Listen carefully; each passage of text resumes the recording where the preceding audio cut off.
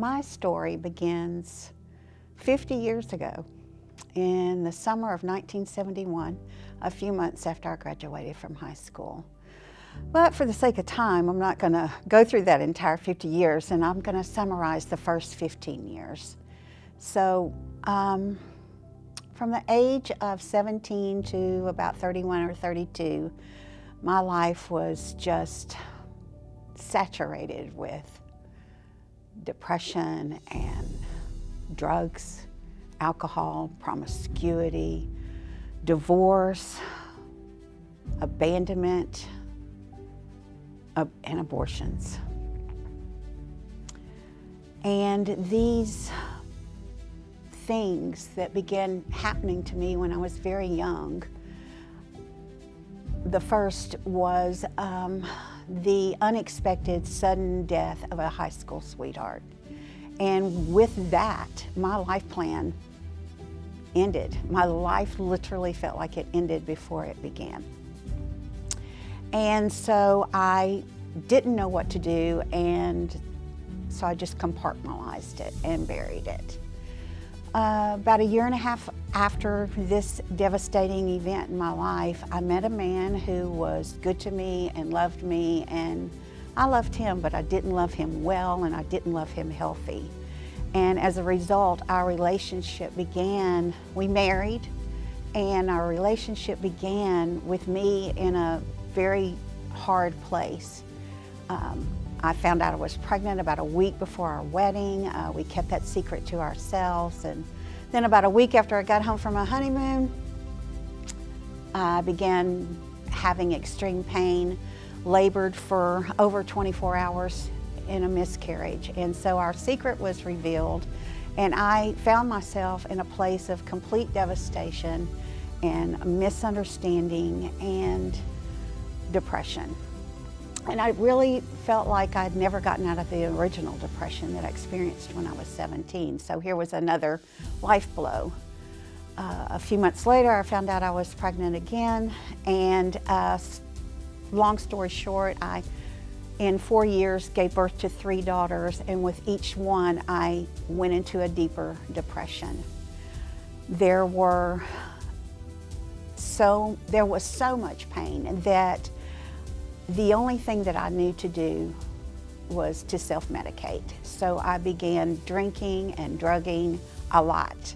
And that wasn't enough. I started being very promiscuous. Needless to say, my marriage was in a shambles. And we divorced. And after the divorce, I got hooked up with some people that took me on a journey that was about as far away from God as you could get. And during the course of my relationship with these people, I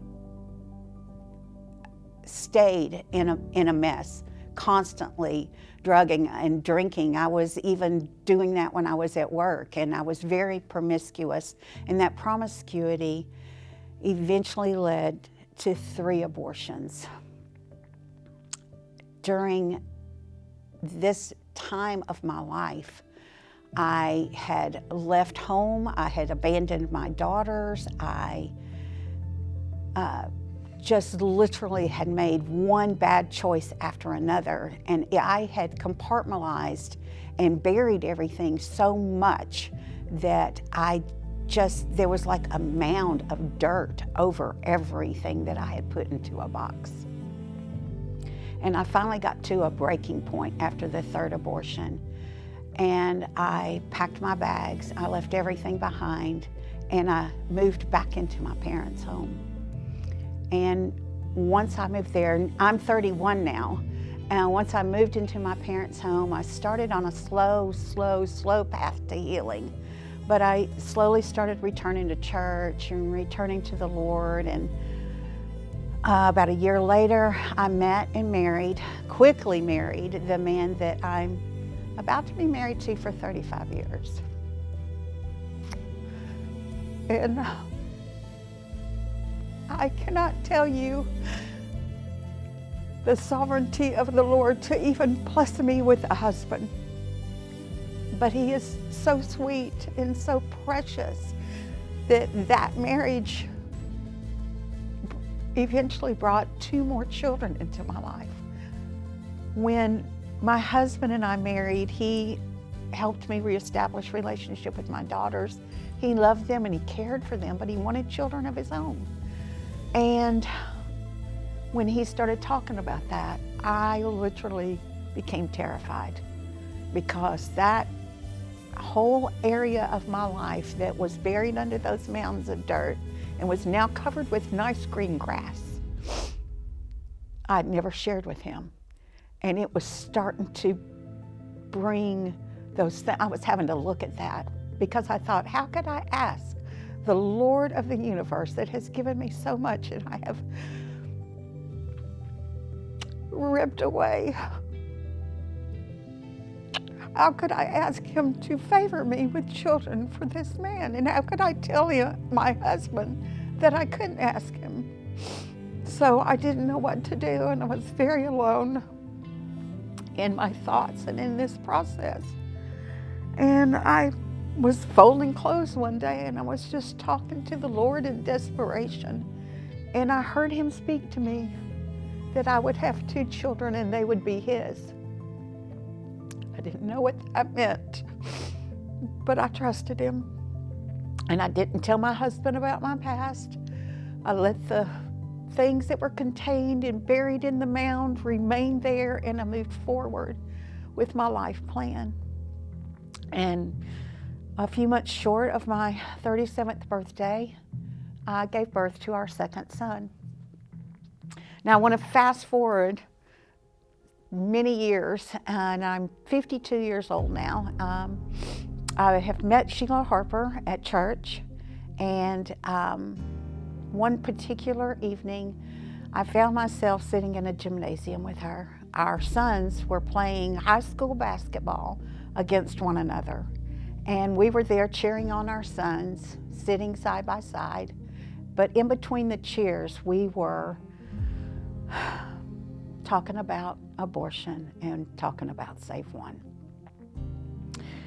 And I've never really talked with anybody about it. It's like the Spirit of God just met me in this gymnasium in the most unexpected place. And Sheila's passion to see people healed, set free, and deal with all the pain stirred me in a way that I didn't expect to be stirred. I mean, remember, I've got a mound that's covered with beautiful dirt and no reason to dig up those things. But I was stirred by her compassion, and I'd worked in the ministry off and on all my life, and I offered to just help her with menial tasks.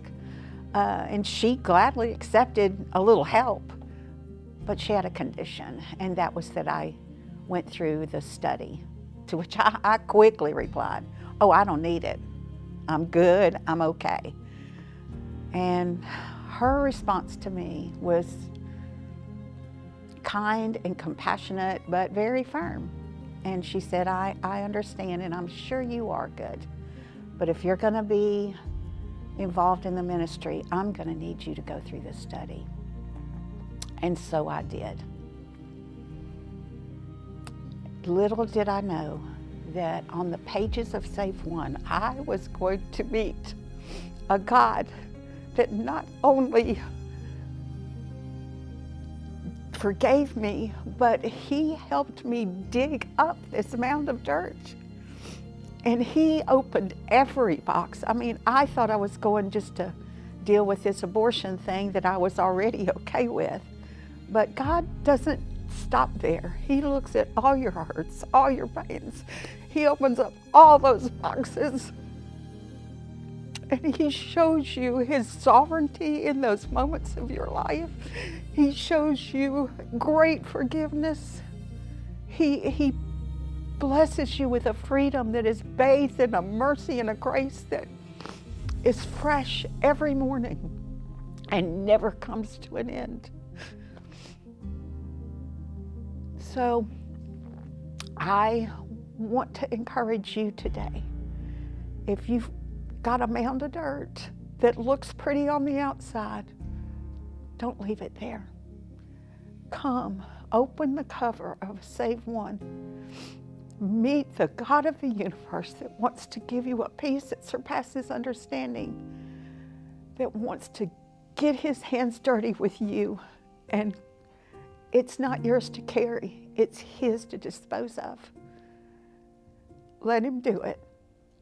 Come and meet him. Have an experience, a personal experience with the Lord that can never be taken away from you. My name is Pamela Stockard, and I'm a truth teller.